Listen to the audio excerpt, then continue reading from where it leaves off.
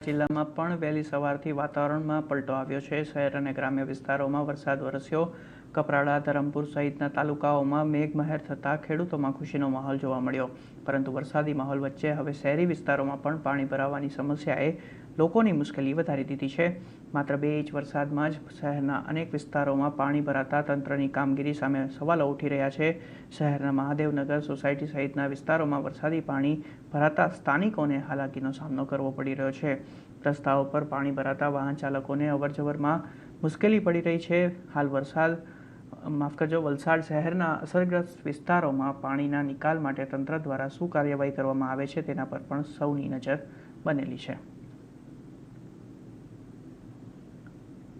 તો આ તરફ સૌરાષ્ટ્રના અનેક જિલ્લાઓમાં લાંબા વિરામ બાદ મેઘરાજાએ ફરી એન્ટ્રી કરી છે। જૂનાગઢ, અમરેલી, રાજકોટ અને દ્વારકા જિલ્લામાં વરસાદ વરસતા વાતાવરણમાં ઠંડક પ્રસરી છે, તો ખેડૂતોમાં પણ ખુશીનો માહોલ જોવા મળી રહ્યો છે। જૂનાગઢમાં સતત બીજા દિવસે વરસાદ વરસ્યો હતો। વહેલી સવારથી જ શહેરમાં ધીમી ધારે વરસાદ શરૂ થયો હતો।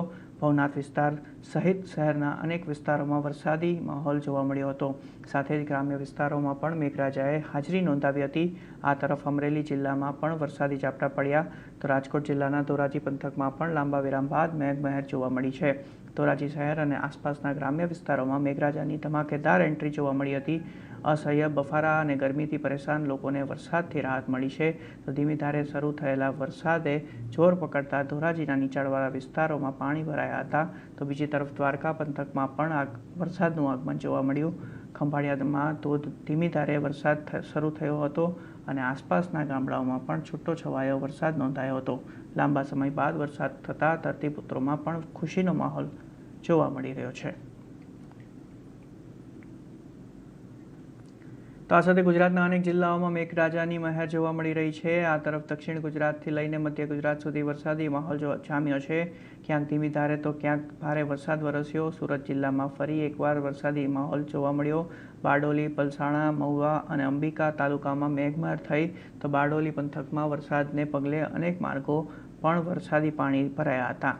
વડોદરા જિલ્લાના સાવલી તાલુકામાં પણ મેઘરાજાની પધરામણી થઈ, તો સાવલીનગર અને આસપાસના વિસ્તારોમાં ખેતીલાયક વરસાદ થતાં ખેડૂતોમાં ખુશીની લહેર જોવા મળી।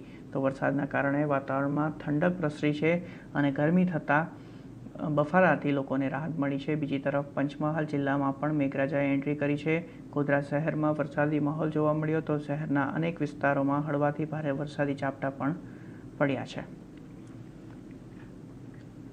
આગળ વધીએ તો અત્યાર સુધીના સત્તાવાર આંકડા મુજબ રાજ્યમાં ગત વર્ષની સરખામણીએ વરસાદમાં 22% અને વાવેતરમાં 21%નો ઘટાડો નોંધાયો છે, જેના કારણે ખેડૂતો તેમજ તંત્રમાં ચિંતા વધી છે। ચોમાસાને 1 મહિનાથી વધુ સમય વીતી ગયો હોવા છતાં રાજ્યમાં સરેરાશ કુલ વરસાદ માત્ર 26.56% જેટલો જ નોંધાયો છે। દક્ષિણ ગુજરાતને બાદ કરતાં રાજ્યના મોટાભાગના વિસ્તારોમાં વરસાદની અછત જોવા મળી રહી છે, તો વરસાદની અછતની અસર રાજ્યના જળાશયો પર પણ સ્પષ્ટ જોવા મળી રહી છે। ગત વર્ષે આ સમયગાળા દરમિયાન મોટાભાગના ડેમોમાં સંતોષકારક જળ સંગ્રહ હતો, જ્યારે ચાલુ વર્ષે માત્ર 6 ડેમો જ સંપૂર્ણ ભરાયેલા છે। વરસાદની અછતને કારણે ખેતી પર પણ સીધી અસર જોવા મળી રહી છે।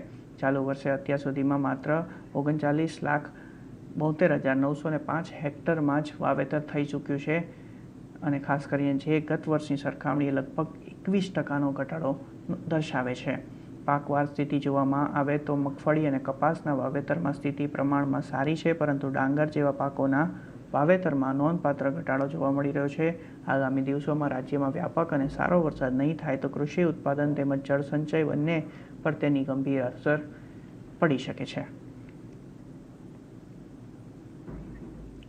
તો ગુજરાતમાં આગામી 7 દિવસ સુધી વરસાદી માહોલ યથાવત રહેવાની શક્યતા છે। હવામાન વિભાગે દક્ષિણ ગુજરાત સહિત રાજ્યના અનેક વિસ્તારોમાં વરસાદનું એલર્ટ જાહેર કર્યું છે। આજે નવસારી અને વલસાડ જિલ્લામાં અતિ ભારે વરસાદનું એલર્ટ આપવામાં આવ્યું છે, જ્યારે સુરત, ડાંગ અને તાપી જિલ્લામાં ભારે વરસાદની આગાહી કરવામાં આવી છે। આ ઉપરાંત 25 અને 26 જુલાઈના રોજ ઉત્તર ગુજરાત અને મધ્ય ગુજરાતના કેટલાક વિસ્તારોમાં વરસાદને લઈને એલર્ટ પણ જાહેર કરવામાં આવ્યું છે।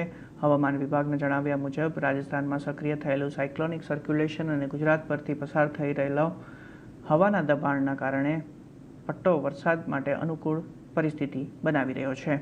આ હવાના દબાણનો પટ્ટો દક્ષિણ ગુજરાત અને સૌરાષ્ટ્રના વિસ્તારો પરથી પસાર થઈ રહ્યો છે। સાથે જ બંગાળની ખાડીમાં પણ સર્ક્યુલેશન સક્રિય થતાં રાજ્યમાં વરસાદી ગતિવિધિ વધવાની શક્યતા છે. તંત્ર દ્વારા લોકોને ભારે વરસાદની સ્થિતિમાં સતર્ક રહેવા અને જરૂરી સાવચેતી રાખવા અપીલ કરવામાં આવી છે. તો આ સાથે જમ્મુ કાશ્મીરમાં અવિરત અને ખાસ કરીને ભારે વરસાદને કારણે ગંભીર પરિસ્થિતિ સર્જાઈ છે. અનેક વિસ્તારોમાં પૂર જેવી સ્થિતિ ઊભી થઈ છે. તો નદીઓ અને નાળાઓ છલકાઈ રહ્યા છે અને વિવિધ સ્થળોએ રાહત તથા બચાવ કામગીરી ચાલી રહી છે. વહીવટીતંત્ર લોકોને સુરક્ષિત સ્થળોએ સ્થળાંતર કરવા અને બિનજરૂરી રીતે ઘરની બહાર ન નીકળવાની અપીલ કરી રહ્યું છે. તો આ દરમિયાન રિયાસીમાંથી એક ભયાનક દ્રશ્ય પણ સામે આવ્યા છે, જેમાં પરીક્ષા આપવા જઈ રહેલી વિદ્યાર્થિનીઓ પાણીથી છલોછલ ભરાયેલા નાળાને પાર કરવા માટે પોતાના જીવનું જોખમ ખેડતી જોવા મળી રહી છે. આ પરિસ્થિતિને ધ્યાનમાં રાખીને શિક્ષણ વિભાગે પરીક્ષાઓ કામચલાઉ ધોરણે સ્થગિત કરી દીધી છે. દરમિયાન ભારે વરસાદના કારણે બાલતાલ તથા પહલગામના માર્ગો પર ભૂસ્ખલનના જોખમને કારણે અમરનાથ યાત્રા 3 દિવસ માટે સ્થગિત કરવામાં આવી છે.